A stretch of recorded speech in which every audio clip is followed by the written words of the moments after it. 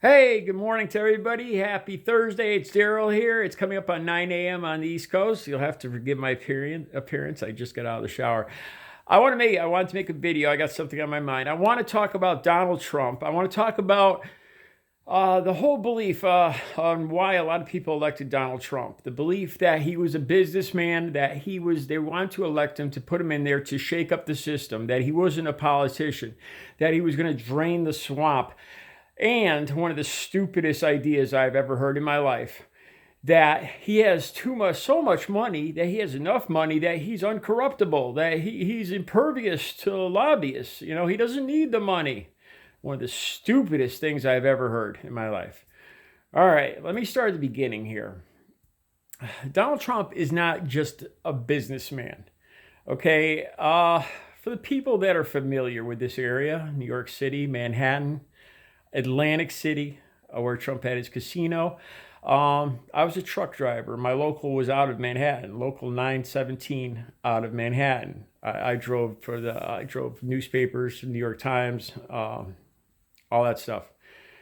I was familiar with the way business is conducted in Manhattan. There's certain ways that businesses are. I'm trying to be very diplomatic about this because I do live in the area and I'm still familiar with the area, let's just say. And business is conducted in a certain fashion in this area, and it's not squeaky clean.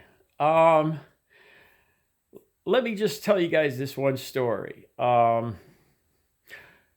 Before we joined the union, my firm that was delivering newspapers, we came to work one day, and every tire on every truck on about 40 trucks was slashed. And it had to do with unions and whatnot. It's very real in this area. It's a very real situation. I'll just leave it at that. I am not disparaging anyone, but business is conducted in a certain fashion. In Manhattan, especially in Manhattan, the price of 1 square foot of commercial real estate in Manhattan is, God, I don't even know what it goes for, but it's it's beyond lucrative.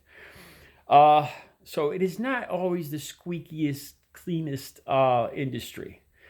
Okay, so you have this businessman, Donald Trump, and a lot of people look at him as just a regular Joe Walmart, Joe businessman. No, that's not who he was. That's not who he is.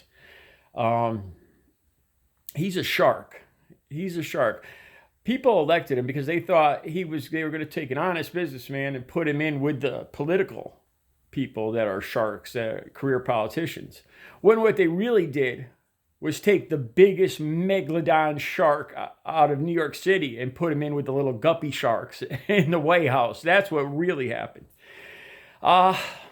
Okay, let me go on and talk about the art of the deal and having so much money that you don't need more. This is ridiculous.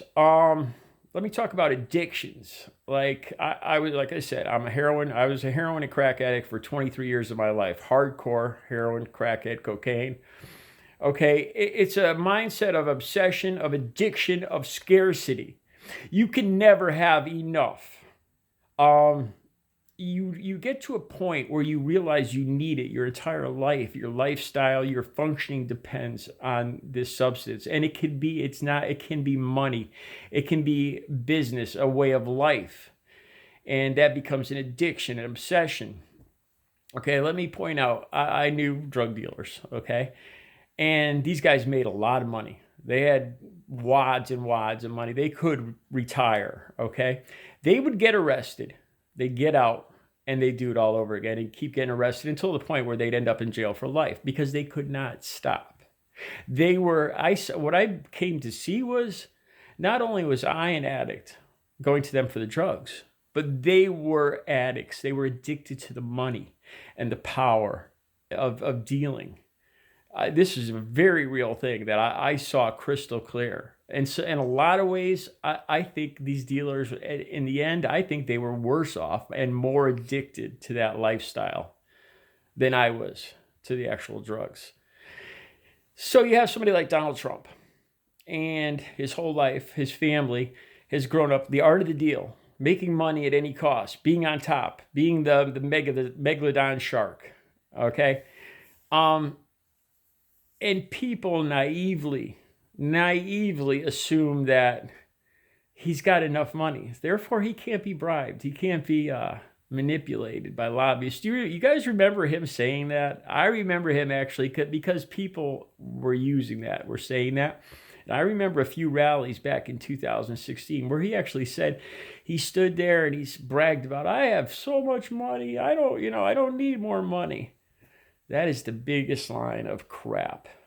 Somebody like him, especially like him, is not trustworthy because of this, because they have an unhealthy obsession, addiction with money, with power, especially somebody like him in the New York real estate industry. In his ego, he has an obsession with money and power. That's what his whole life was.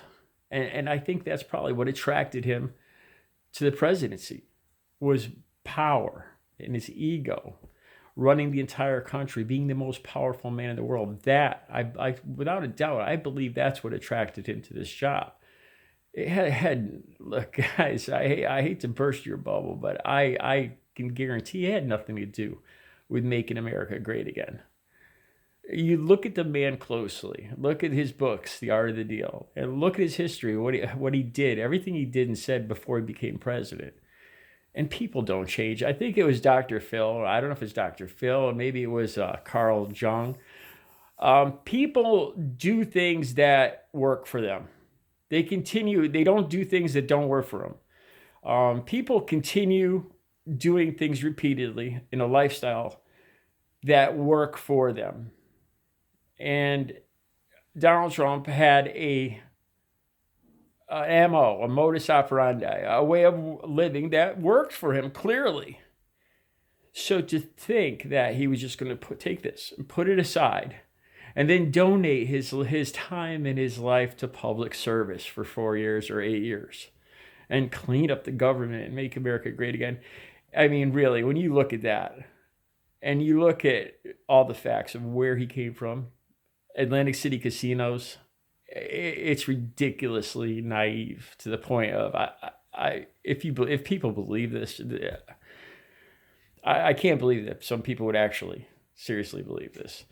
So yeah, I think what people ended up doing is taking the biggest Megalodon shark and putting, it wasn't a businessman, and they put him in a tank with other sharks. And that's why they're subservient to him.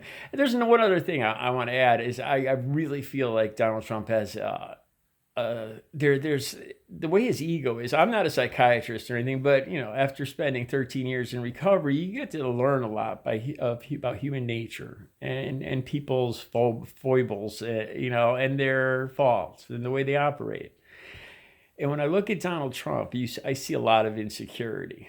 I see a man whose ego is never going to be filled enough. That's what I see with the name calling. Even the way he dresses, the tie, his words, his vocabulary. You look at how often this man brings up the word large, huge, bigly. And obviously, his family or him never put an emphasis on actual education. I'm sure it was more on money and prestige and prestigious prep schools, but I don't think it was ever on actual education. I think the man has an insecurity and an ego that's never going to be filled, which makes him, I think when you take somebody like that and put him in a position of power, you have a very dangerous situation. A man that is always seeking to fill his ego up more, which is exactly what you have with this man, with Donald Trump. These are the reasons. So when Republicans, like in the impeachment, were pointing out, well, Democrats are just butthurt over 2016, they lost the election. And it's no. I believe we see more realistically what we're dealing with Donald Trump than a lot of the Trump supporters. I think they had this vision of a businessman, and to me it looked like it was an experiment that just went wrong. It was an idea that wasn't well thought out, and it didn't work. This idea of having a businessman go in and clean up the swamp. Like I said, again, I don't think these people considered where this businessman came from and what kind of business he was involved in. We're talking about Atlantic City casinos. This isn't Joe Walmart. you know, it's a whole different thing.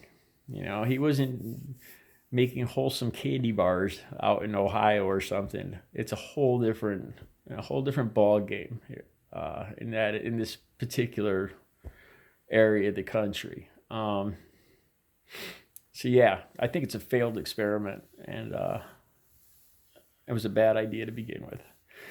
That's my thoughts for the day. You guys have a good Thursday. Take care.